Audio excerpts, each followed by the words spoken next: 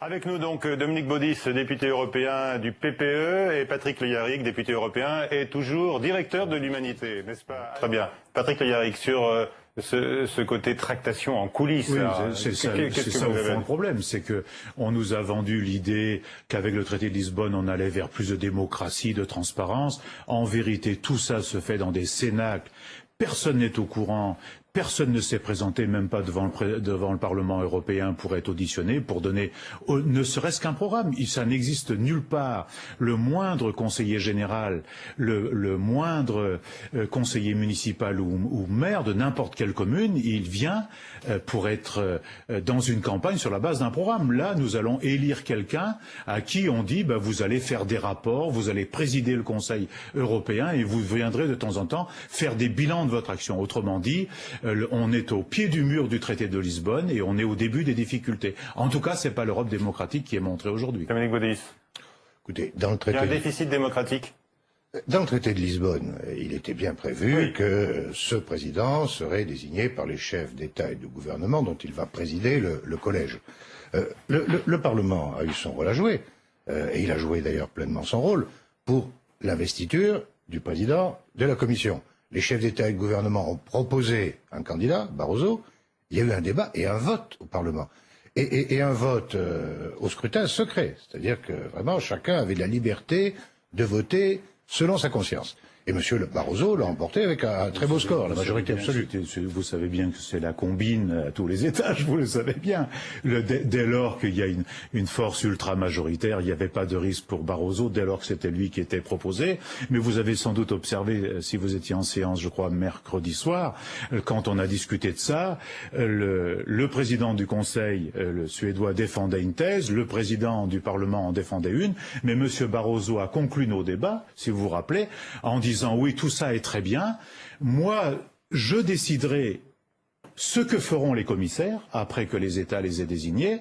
Moi, je continuerai à être ici le patron et tout président du Conseil que nous aurons, je vous rappelle l'article 1 tel du traité de Lisbonne, où c'est moi qui veille à l'application des traités, à l'exécution budgétaire, etc. Donc, déjà, il y a du bisbille entre eux, ne serait-ce que sur la répartition des tâches. Qu'est-ce que vous avez découvert en dehors de ces tractations en coulisses, qui sont effectivement aussi le lot commun au Parlement européen, des choses positives, maintenant que vous êtes au cœur du dispositif européen?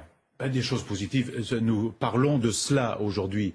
Nous ne parlons que d'individus. Nous ne parlons pas de choix, d'orientation. Ce n'est pas une chose positive.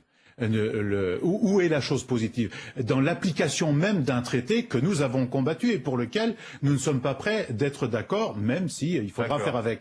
Mais vous voyez bien qu'il y a là un hiatus extrêmement grave. Et ce dont on parle pas, bizarrement, c'est les fonctions qu'aura ce qu'on pourrait appeler le ministre des Affaires étrangères. Lui, il aura beaucoup de pouvoir, parce que le traité de Lisbonne dit qu'il aura un service extérieur commun. Nous avons d'ailleurs voté un texte il y a à la précédente session à Strasbourg où il y aura des quasi-ambassades de l'Union européenne dans le monde entier avec 6000 fonctionnaires. Nous avons débloqué des budgets pour cela. Donc ce ministre, il aura lui des fonctions un peu supérieures que celles du programme. Ça vous fait frémir. Dominique Baudis, qu'en dites-vous?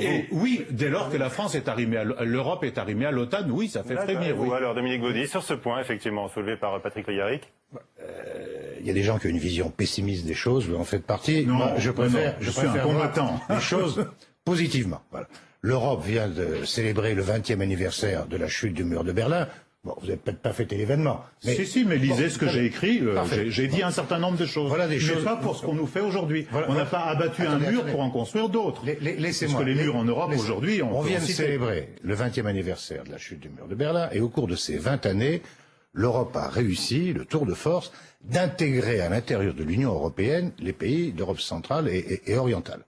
Vous disiez tout à l'heure, ah oui, combine à tous les étages. À propos de la désignation de Barroso, il n'y a pas de combine à tous les étages. Il y a eu des élections. Vous étiez candidat, moi aussi. Le Parti populaire européen avait annoncé que son candidat, s'il gagnait les élections, serait José Manuel Barroso. Ce qui serait une combine, c'est qu'après avoir gagné les élections, on ne fasse pas ce qu'on avait dit pendant la campagne électorale. Le parti qui soutenait la candidature de Barroso a gagné les élections, et Barroso a été investi comme président de la Commission. Ça me paraît parfaitement logique et démocratique. On peut ne pas apprécier Barroso, on peut ne pas apprécier sa politique, mais si on veut qu'il y ait de la démocratie en Europe, il faut quand même que le résultat des élections se traduise dans la composition de la Alors, le Commission reproche et qui sa avait été présidence. fait, notamment durant la campagne à José Manuel Barroso, c'est que c'est un personnage un peu passe-muraille. Et l'on redoute beaucoup de voir aujourd'hui un personnage similaire, nommé à la présidence de l'Europe. Est-ce que c'est un souci pour vous, Dominique Baudis? Vous dites le reproche qui a été fait à Barroso pendant la campagne Oui, électorale. J'ai bien entendu le on a reproche. beaucoup glosé sur D'accord. sa personnalité, même s'il a montré depuis D'accord. des velléités de volontarisme. Après la campagne électorale, il y a le vote. Le parti qui soutenait la candidature de Barroso a gagné les élections. Voilà. Alors j'entends bien les reproches que les adversaires de Barroso lui faisaient Est-ce avant qu'on risque l'élection. de Mais on retomber a dans le gagné même les élections. travers ce soir? Il est clair Oui, qu'aujourd'hui, Clairement oui. oui. C'est clairement oui. il est clair que l'Europe, en ce moment, dans la phase actuelle, a plus besoin de facilitateurs Ah. que de leaders. Elle a besoin plus d'un gestionnaire que d'un visionnaire. Parce qu'il faut arriver à faire travailler ensemble 27 pays. Il ne faut pas que l'Europe se délite. Elle a des fragilités, l'Europe. D'accord. Et un leader qui arriverait... C'est pas très prometteur pour la Ben, fonction c'est qu'on pas très- inaugure. Non, mais, C'est dramatique ce que mais vous il dites. faut quelqu'un qui sache faire travailler ensemble 27 chefs d'État Ça, c'est vrai. et de gouvernement. C'est vrai. C'est sa fonction. Et c'est un exercice très difficile. Et quelqu'un qui qui arrive en tapant permette- sur la table en disant et qui- ça sera comme ça et pas autrement, ça ne marchera Pas pas. forcément en tapant sur la table, Ce mais avec serait, du bien, charisme. ce serait bien aussi qu'ils permettent aux peuples eux-mêmes de construire l'Europe, une autre Europe que celle qu'on a aujourd'hui, parce que, quand même, sans déconner, la vision qu'on On nous déconne propose pas ici, aujourd'hui, hein. c'est l'Europe des fichiers de police, comme on va voter la semaine prochaine, et l'Europe où on dit on va faire des charters communs pour emmener les Afghans dans un pays en guerre. Voilà, si c'est ça, s'il n'y a personne, et s'il n'y a pas autre chose que ça comme vision, nous sommes mal partis. Vous dites, il faut Et je donner pense la que c'est parole. au fond de vous-même Vous dites- aussi votre opinion. Vous dites qu'il faut donner la parole au peuple.